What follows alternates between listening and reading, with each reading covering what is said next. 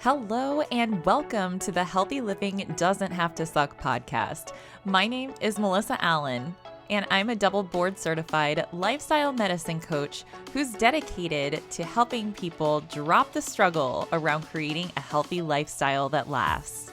Join me for solo episodes and casual conversations with guest experts in the industry to discuss creating mindset and behavior changes that help you say hello to healthy living made easy, enjoyable, and empowering.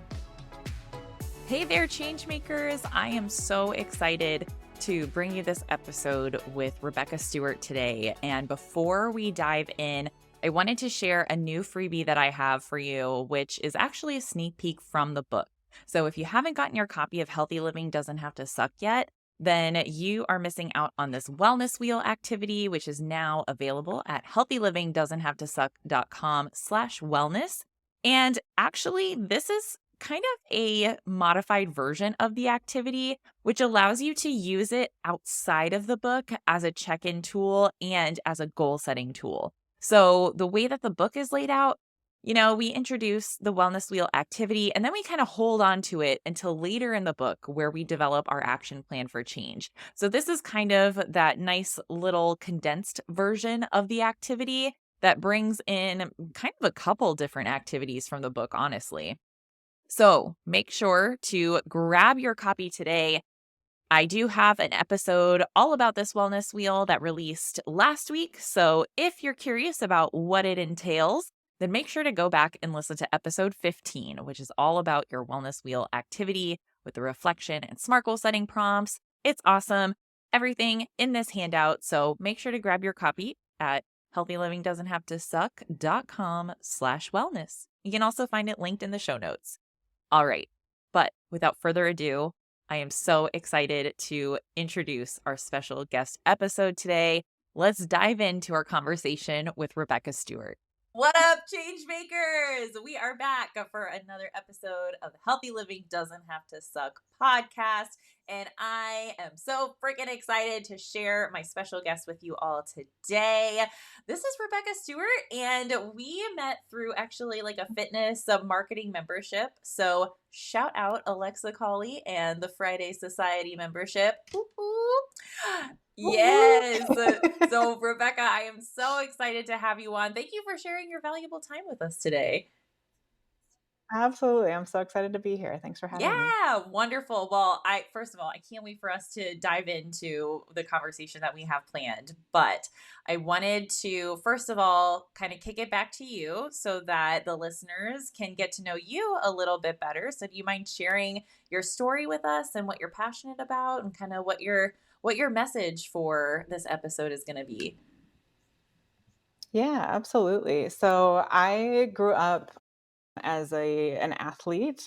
That's where my introduction to movement and fitness started.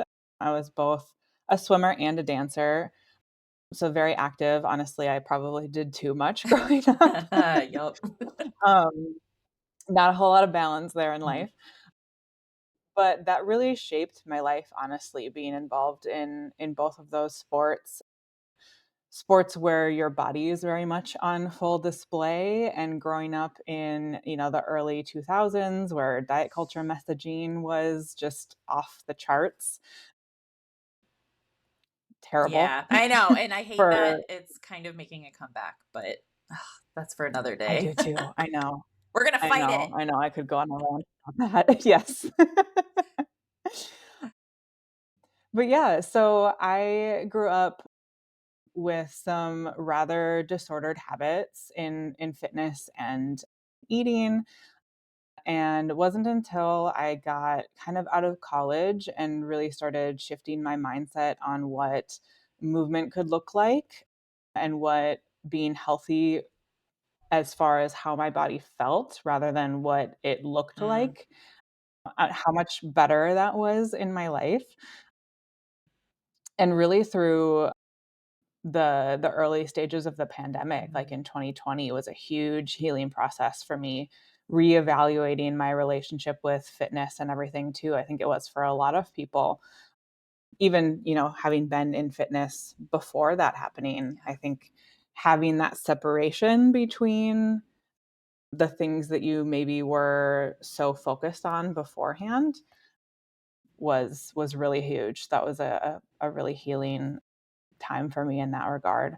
But my big thing in the fitness world is just to make sure that movement feels inclusive and supportive and accessible and makes you feel good in your body rather than tears you down or, makes you feel awful or feel like, so much of the mindset for a long time was about punishing your body for Mm, what you ate yeah. or, you know, what you didn't do or something like that rather than I think and believe that movement should make you feel better and make your not only body but your mind feel Mhm, better because movement has so many mental health benefits. I know you know that too. mhm.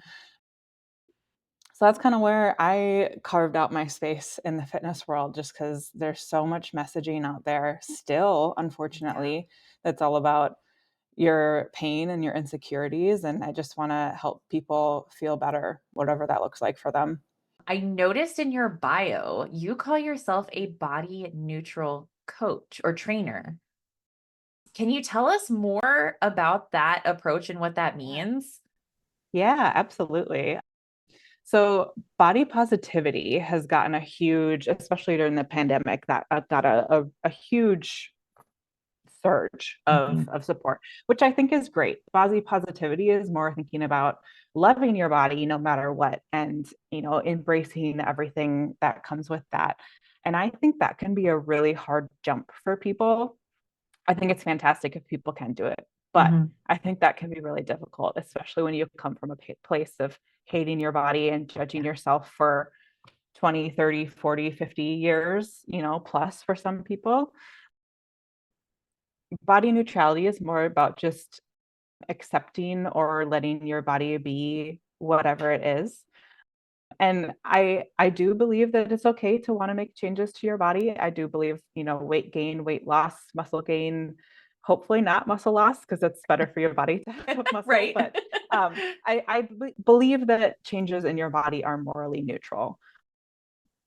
And it's okay to have goals either way. But body neutrality is more about focusing on what your body can do and the way that your body feels rather than Mm, focusing on what it looks like. And that has been such a guiding principle in my work too. Just making sure, like we've talked about, that your body feels good rather than looks good. I think at the end of the day, right. you know, when my body was quote unquote the best that it's ever been aesthetically wise, I felt terrible and I was in such Oh, a terrible mental place and yeah. I was sick all the time. Oh, yeah, I was Um not healthy when I looked my best. yes. Not doing the Major air right quotes. stuff. Yeah, exactly. I know, I hope everyone felt that if they're not watching, the YouTube piece because, man, was Yeah.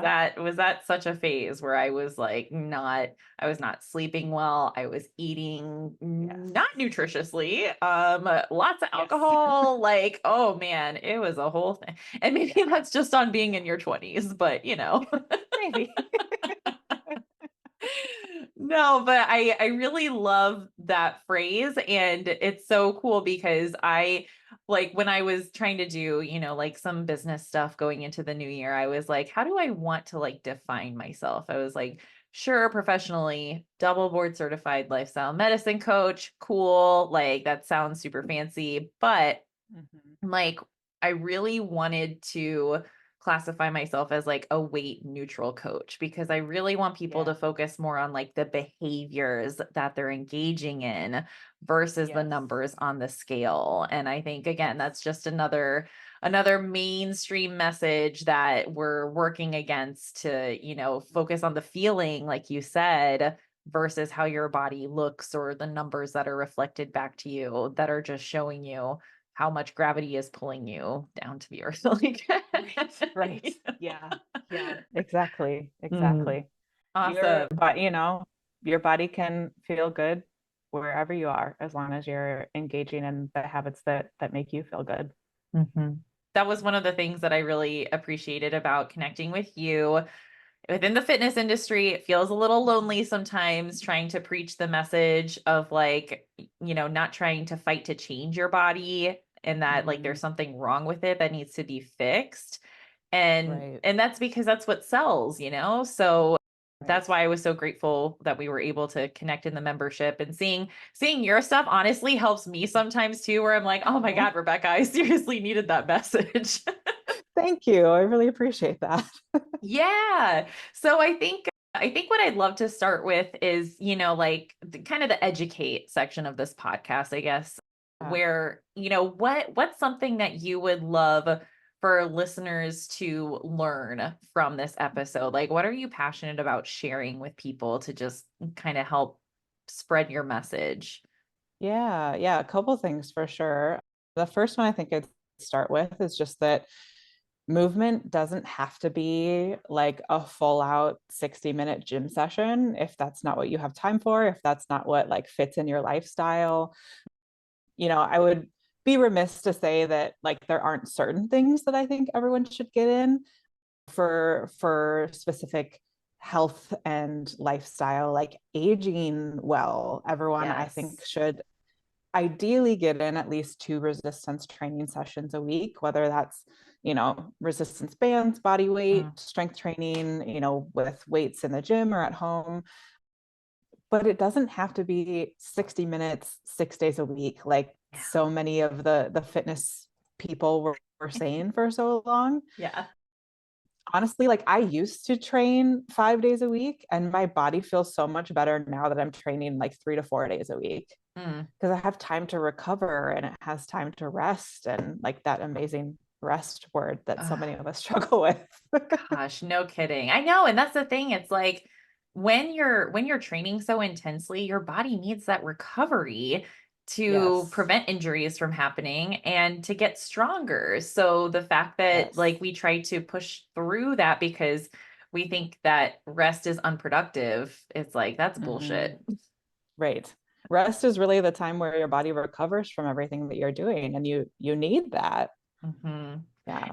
And Yeah. that's something that I know you started on TikTok doing a Mhm. chill mobility series and trying to Yes. promote that message by showing people like, here's a sequence that you can do that still Mhm. matters because you're moving. Like that was something that I Yes. had to overcome, was that like I used to think movement didn't count unless you were breaking a sweat. So I was like, ew, yoga, Yeah. stretching, don't need it. Like I need to be like cardio kickboxing, like I need to look like I just came out of a pool so sweaty, Right. but that's not the case.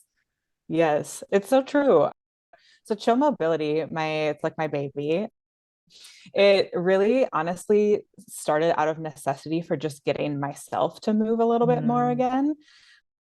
I was in the throes of like trying to figure out another chronic illness diagnosis at the mhm, time. And I like my body was so achy, I felt awful. And it was really like, I need to get myself to do my mobility work because I know that it's going to feel better. But how do I do that? And I was like, well, if I just show up on this platform that I have on TikTok mhm, and do maybe 3 to 4 movements for 5 minutes or less and just put it out there like, I feel awful, but I know if I do this for 5 minutes, I'm going to feel better afterwards.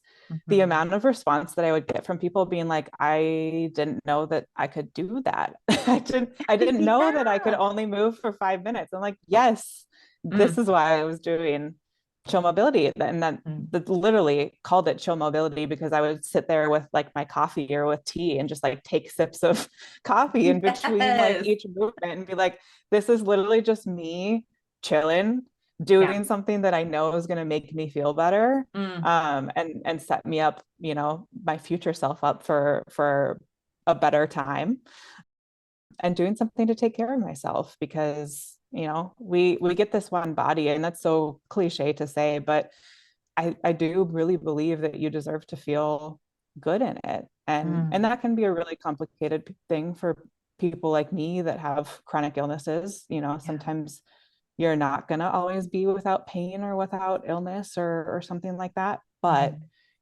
I do believe you can always make it feel a little bit better. Even if Yeah. baseline pain is like 50%, if you can reduce it to 49%, that's still making a difference. Absolutely. Yeah, Yeah. and I think the fact that you're even promoting awareness about mobility in general, because typically people will focus on cardio and resistance Mhm, training and strength training. mhm. So, can you share a little bit about why mobility is so important, and maybe even what Mhm. mobility is in case some of the listeners don't know, what we're referring to when we say chill mobility? Yeah. So I always like to explain because people know what flexibility is, right? Yeah. Oftentimes I think about flexibility as like, being able to do the splits or being able to like touch your Touch your hands to the floor when you toes. bend Yeah. over or something. Yeah, yeah. Which I still can't do, by the um, way, but it's fine. right. Well, that's fine. That's fine. Um, but flexibility is more that like passive range of motion where you're just able to like hit a pose or, hit the splits, thinking more about the muscles. Mm, Mobility is more about increasing the end range of motion that you have in your joints.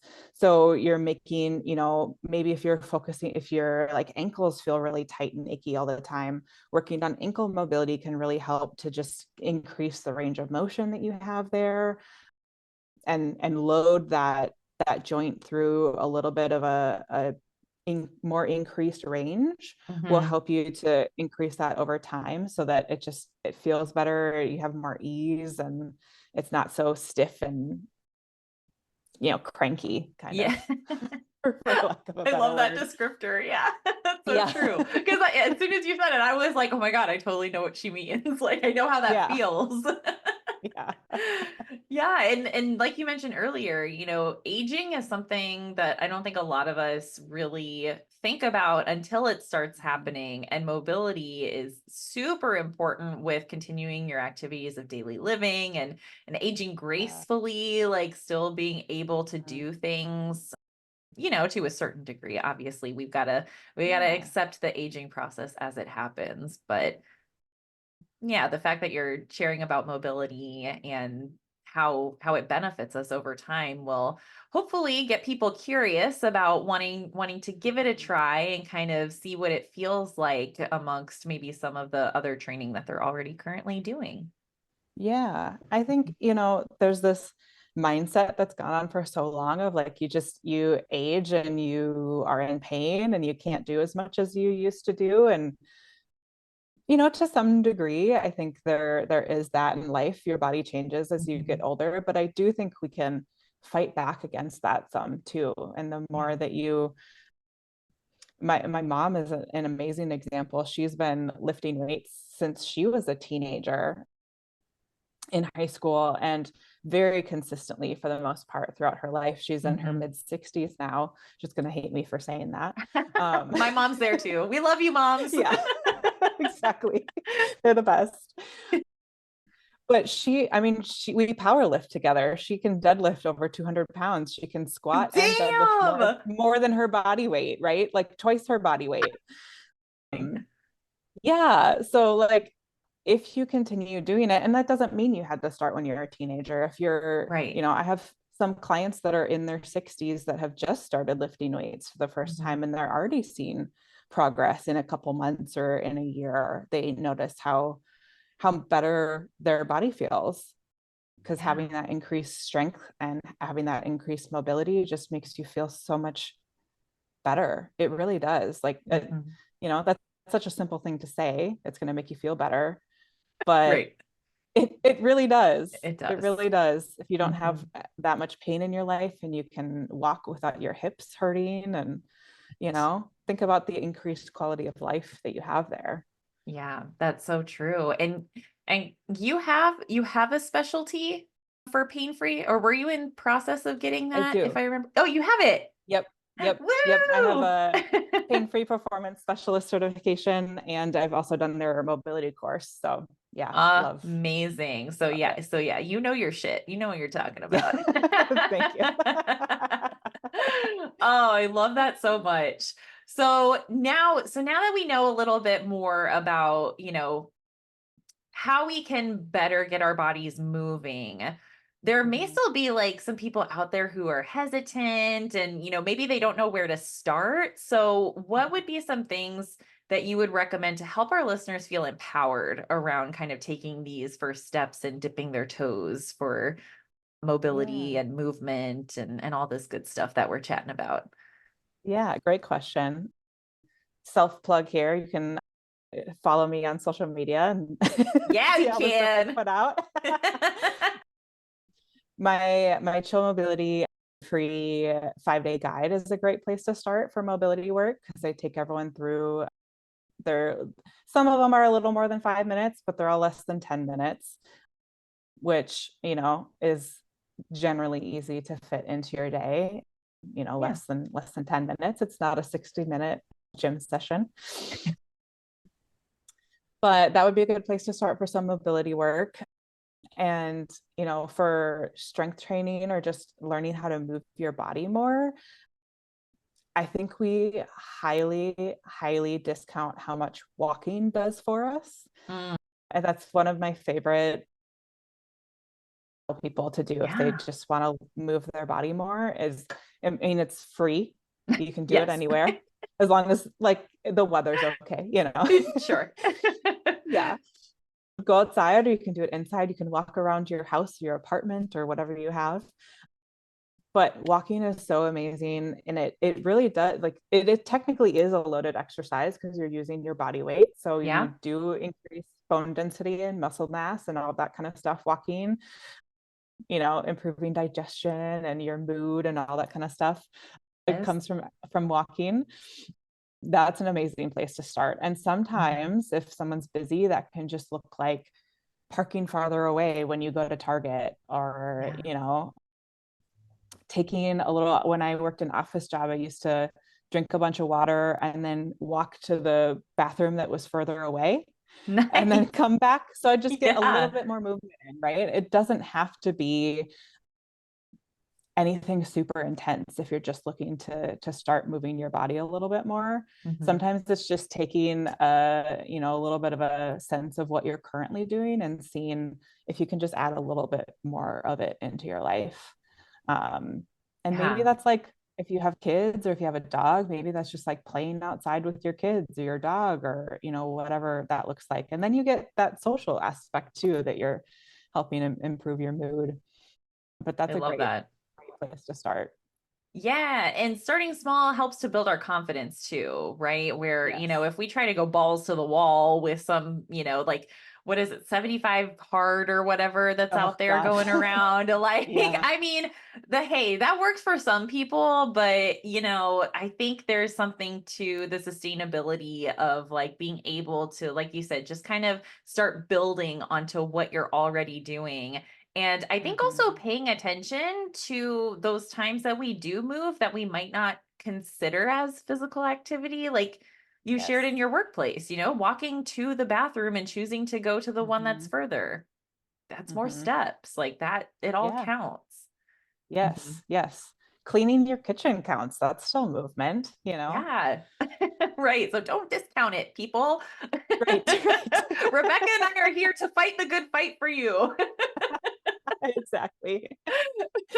And sometimes, that can be a hard mindset shift for people sometimes with like the mindset around fitness, but sometimes when you have like if you are kind of into a planned workout routine already and you have a workout planned for one day and you realize that like you're tired or you just don't feel Mhm. good, like sometimes the better thing for your body can be to just take rest that day. Yeah. And that is one of the hardest things for people to do sometimes is Right. just to be able to say, I need rest and that's going to be better for me today. Yeah. Yeah, that's so true. And that's actually a perfect segue into something that I was going to follow up with. When you're working with your clients, so what are some of the Mhm. biggest barriers that you kind of see them running into? And what are some things that we could offer to people to feel more empowered about starting this journey? Because I know for me, the body image has always been one that is just like, oh my gosh. I mean, it's kept me from teaching fitness classes over the last like year and a half, 2 years, because I just didn't want to be in front of the camera. I kept outgrowing my, workout clothes that I had. And so, like, that's something that I've actively been working through that I think a lot of people could probably relate to, especially now at the time we're recording. Like, we've got the New Year's resolution bandwagon going on. So what are Mhm. some of the things that you see come up when you're working with your clients, and how can we better empower ourselves if we're kind of experiencing those things too? Yeah.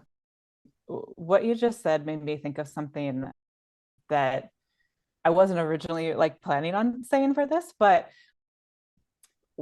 probably about a year ago, I had a client who she was like, I need some new workout clothes. I think, I just like need to get some sizes that fit better and things that like feel better that I just feel more confident in. But she was like, I don't feel like I deserve them. And that might not be the Ah, exact word that she used, but that was, the kind of the message. the Yeah. message that I got out of it. And I was like, you know what? If the new clothes are going to make you feel better, they're going to make you enjoy your workouts more, right? Yeah. Number one, you deserve them no matter what. It doesn't matter what you look like, what you are Right. doing. It doesn't matter that you're only working out maybe 1 or 2 days a week. You Mm-hmm. deserve to have workout clothes that you feel good in. Yeah. Because that can make such a huge difference in the way that your session feels if you're going into the gym. If you're walking in there feeling self-conscious about what you're wearing, if your leggings are digging into your stomach, or Right. your I always hate those tank tops that like cut in right Oh, here I know. because I have like such big shoulders from swimming. I So I get was that, and like then I'm the like side boob. I'm ugh. like, oh. Yes. I'm like, I'm just gonna wear like t-shirts because I feel Mhm. comfortable in t-shirts, and I don't care that so many people are wearing Lululemon. I feel comfortable in a t-shirt. Yep. And if it's gonna make you feel better to show up in like sweatpants and a sweatshirt, Mm. then that's what you should move in. Yeah. It doesn't Yeah. have to be Lululemon. It doesn't have to be, the cute like cutout sports bras. Sure, they look great, but if you don't feel good in it, then you're just going to be thinking about how uncomfortable you are the whole time. And that's not the way Yeah. that your workout session should go.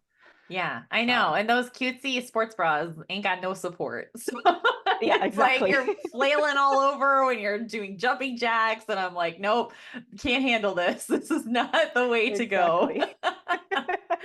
I love Yeah. that you are really talking about, like this concept of acceptance, right? Like we've got to Mm-hmm. accept where our bodies are at whatever phase of life we're in, and then be able to meet it there, Mm-hmm. and we're going to do things for ourselves that are good when we're feeling good. So why not Yes. give ourselves the resources to be able to, be but more consistent, or to show up, and take step one by just Yes. making those smaller shifts. Yeah. Yeah. Absolutely. Absolutely. I One love of the that so much. questions, yeah, thank you. Mhm. One of the questions I always ask every single client at the beginning of a session is, how is your body feeling today? And I think that's an easy question, not an easy question to answer, but an easy question anyone can ask themselves at the beginning of the day or their Yeah. movement session, or whatever that looks like. Because number one, their answer to that question can dictate, maybe we completely switch up the workout plan for today. If you're Mm. feeling really sore or stiff, or you know maybe we need to focus on more mobility rather than doing some squats that day or something. Yeah. But that can be a really hard question to answer, especially when you have a history of like trauma, or Mm. history of ignoring your body's cues, like a lot of Right. us do from diet culture Guilty. and disordered eating habits. Yeah, Right. exactly. Same, same. Been there. Yep, yep. But it's kind of a somatic technique, somatic being relating to what your body is doing rather than your mind. Somatic technique of just checking in with where you're at. And maybe you sit there and you're like, I don't know how my body feels today. And that's good data too. Yeah. That's really important work to do at the beginning. But you might be like, oh, well, my upper back feels really stiff today. And then you could maybe do a little bit of upper body mobility work or some strength training to help work on that area. Or maybe you're like, I feel fucking fantastic today. And so you You're do, like, let's fucking go. yeah, yeah. I hope that day for everyone every day, but Yes. If only. Yeah, yeah. So I love that question because it can really change, and that's fine if the plan changes. Sometimes you have to throw out the plan and that's okay. Yeah, it teaches people how to also be like psychologically flexible, right? Where it's like, Yes. oh, okay, well, like it's not going according to plan based on how my Mhm. body's feeling. And it gives us that permission to adjust. And I also like how Mhm. you phrased it too, because for some reason, like when I heard you say it, it automatically started bringing up like more of an attitude of curiosity in myself Mm. versus like that sense of judgment. And I don't know Yeah. if it's like the way that you phrased it, but sometimes I notice when I like try to just check in with myself, I'll just be Mhm. like, oh, I'm so bloated today, and get like all judgy and critical with myself. But the way that Yeah. you phrased it, I feel like really resonated with leaning into more of that curiosity and kind of like allowing yourself to explore, like, ooh, what is going on today? Yeah. Like, how Mhm. am I feeling? I don't really know. Yeah. Yeah. So I think that's Yeah. super, it's a super helpful skill for people to build because we do have to be paying attention to the signals that our body is sending us, and Yeah. that takes practice. Yeah. Absolutely. Mhm. Absolutely. It does. Yeah. Awesome. Oh my gosh. Well, I know that you have your mobility and a protein guide too, right? I For do. Yep. people to check out, and all that will be linked in the show notes along with your social media handles. But is there anything else that you kind of felt called to share with the audience before we end with our special question? Yeah. So I think one thing that this mindset I've really shifted in the last maybe 2 to 3 months that I think is really applicable to everything that we've talked about Mhm. is just how can I or how can you take care of future you? And so I Mm, always phrase that to myself as how can I take care of future Rebecca today? Because at the end of the day, like it sounds so cheesy, but you are your best friend and you really should yeah. be. And your future you and who you are in the future is really dictated by what you do today. And that can be a hard concept when life is on fire. And I want to respect that because my life was on fire in 2022 and 2023. So Mhm. it really took me into the last couple months to be able to ask myself that question. Yeah. But when you're thinking about strength training and mobility and what you're eating and all of that kind of stuff, what you can do for future you is going to be the best thing that you can do today. And like I said Mm, earlier, sometimes that's going to be taking the rest day. Sometimes that's going to be, if we go back to like the cleaning the kitchen as movement example, yeah. sometimes that's cleaning your kitchen because mentally you're going to feel better when your kitchen is clean and you Mhm. still got some movement in. Sometimes that's going to be taking 5 minutes at the end of a meeting to just like walk around or go outside and take a couple deep breaths for a couple seconds because Yeah. you're going to feel better through the rest of the day. Um, but what can you do today to take care of future you? I think is one of the more important questions that I've started to ask myself. Mm. Taking that one with me, that is just amazing. And I can't wait to hear how the audience benefits from that, because even just asking myself that now and kind of reflecting on it, I was like, there are some things that future Melyssa would really appreciate right now. So, Yeah, yeah. I know I don't always like taking out the garbage, but I know future Rebecca's gonna appreciate that I did it. right? Exactly. Oh my gosh. Sometimes having to channel that do it now mentality and just like tapping Mhm. into whatever small discipline resources we might have available at that time helps you to Yes. breathe a nice little sigh of relief once you think like, oh yeah, that's Yeah. done already. Huh. Yeah. And then you go do a session of chill mobility with Rebecca, and then your world is Yes. complete. Exactly. Oh my gosh. Oh, well, I know that we could keep chatting like forever and a day, but I'm wrapping up my guest episodes by asking everyone, like, how are you living the healthy living doesn't have to suck message, or what really stands out to you with that message that you bring into your own work? Yeah. So going into 2024, my goal, the only real like resolution and goal that I set for 2024 was just to lean into the things that bring me joy and the things that bring me peace. And that has changed a little bit of even what I'm doing for my current workout schedule because I've realized like I'm a competitive power lifter. And I've realized that I kind of want to take a little bit of a step back from that. I still want to lift heavy. I love it Yeah. and I enjoy it and it makes me feel empowered. Mm. But I'm also craving some different things in my movement life that I haven't been able to do in such a strict powerlifting schedule. So I think healthy living doesn't have to suck means don't keep doing things that aren't working for you. Or if you feel like leaning into something else, then, follow that curiosity and following the joy and following the peace have never led me wrong. So Mm, that's where yes. I am today. Oh my gosh. Love it. Love it. Love it so very much.